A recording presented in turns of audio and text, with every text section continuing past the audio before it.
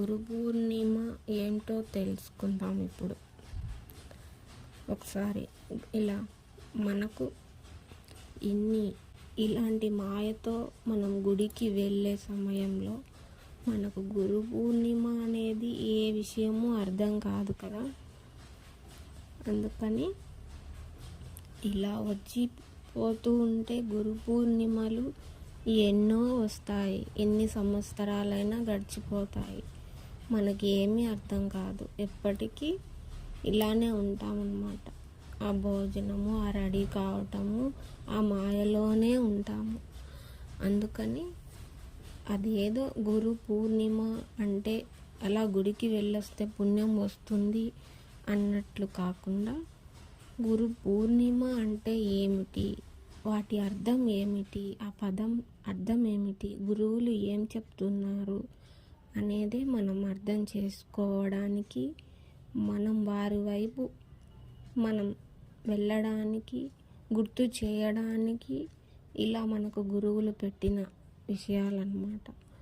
వ్యాస పూర్ణిమ అని కూడా అంటారు కదా, అంటే మొదటి గురువులుగా ముందుకు పెట్టి ఉంటారు వారిని.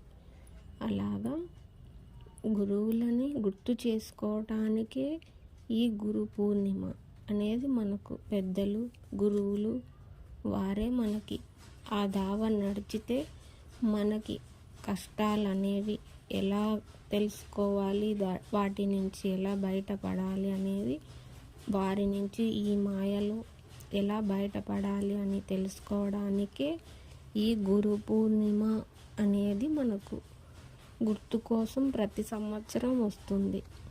గురు పూర్ణిమ అని అంటే గురువు పూర్ణము అని. ఆయన ఇంకా వెలితి లేకుండా ఉన్నవారు. ఆయన వెలితి అనేది ఉండదు ఆయనకు. మనకున్న వెలితిలు ఎన్నో ఉంటాయి, అంటే లోటు. ఏదో ఒక లోటుతో మనం ఎంతో ఆలోచనలు, ఒత్తిడిలతో ఏదో ఒకటి లోటు, అంటే తక్కువైందనే ఆలోచనలతోనే మనం ఎంతో సతమతం అవుతాం కదా.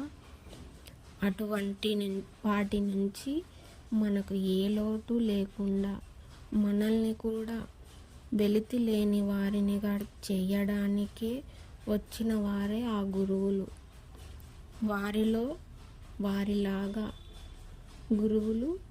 గురువులను చేయడానికే వస్తారన్నమాట. మనల్ని కూడా వారిలో కలుపుకోవటానికి, వారి అంత స్థాయికి చేర్చడానికే గురువులు ఉంటారు. గురు బ్రహ్మ, గురు విష్ణు, గురుదేవో మహేశ్వర, తస్మై శ్రీ గురవే నమః.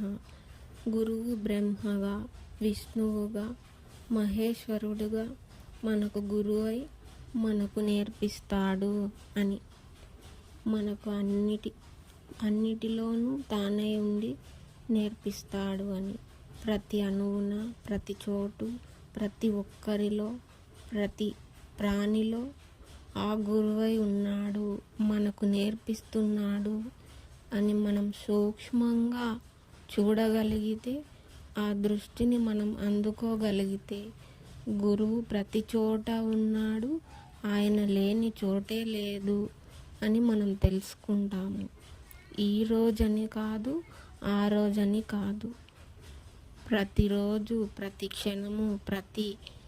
క్షణము ఎప్పటికీ ఆయన మనతోనే ఉన్నారు, మనలోనే ఉన్నారు అని మనం ఆ సూక్ష్మాన్ని గ్రహించగలిగే స్థాయికి ఆ గురువుల అనుగ్రహం తీసుకోగలిగితే అంతటా అదృష్టం ఇంకా ఏముంటుంది చెప్పండి.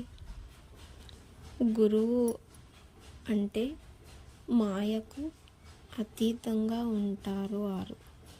మనల్ని కూడా మాయ నుండి విడిపడే ఒక దారి చూపుతారు. అంతకంటే ఏం కావాలి? మనకు మాయ నుంచి విడిపడే దారి చూపితే చాలు కదా.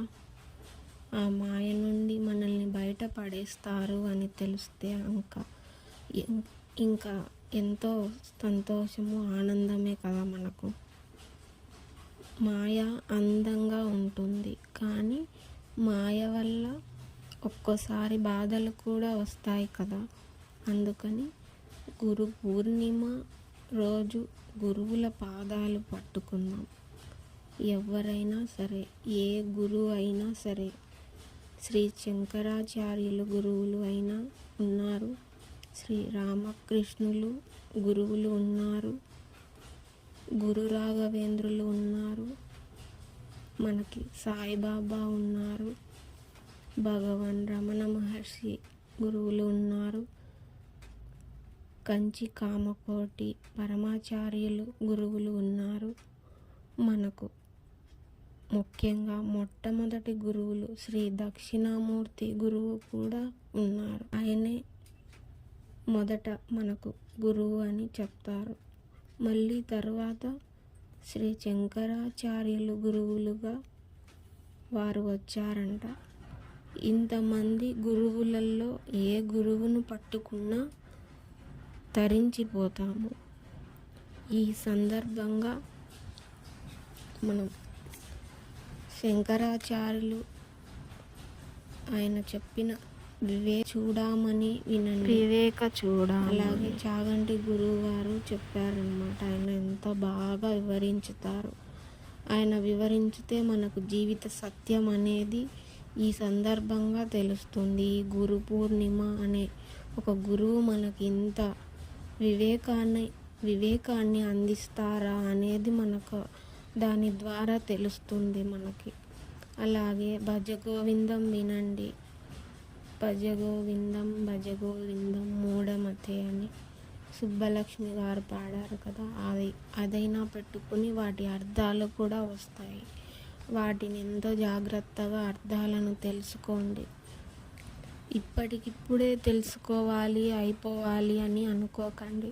ఇలాంటి గురు పూర్ణిమ వచ్చే సమయానికి ఎన్ని గురు పూర్ణిమలు అయ్యాయి మనం వివేకంగా మారడానికి అనేది మీరు గుర్తుంచుకోండి. కొంచెం కొంచెమైనా మెరుగుపడుతూ ఉంటే మనలో మార్పు రావడం జరుగుతుంది ఆ గురువుల అనుగ్రహం వల్ల.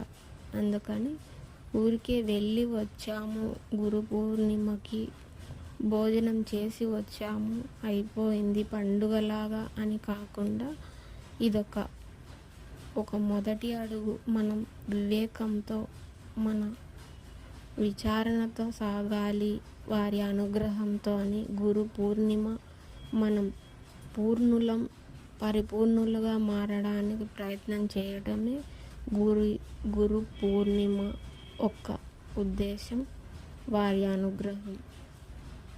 ఆ గురువుల పాదాలను పట్టుకుందాం, తరించుదాం, ఈ దుఃఖాల నుంచి బయటపడదాం, ఈ మాయ నుంచి బయటపడదాం. ఓం శ్రీ గురుభ్యో నమః.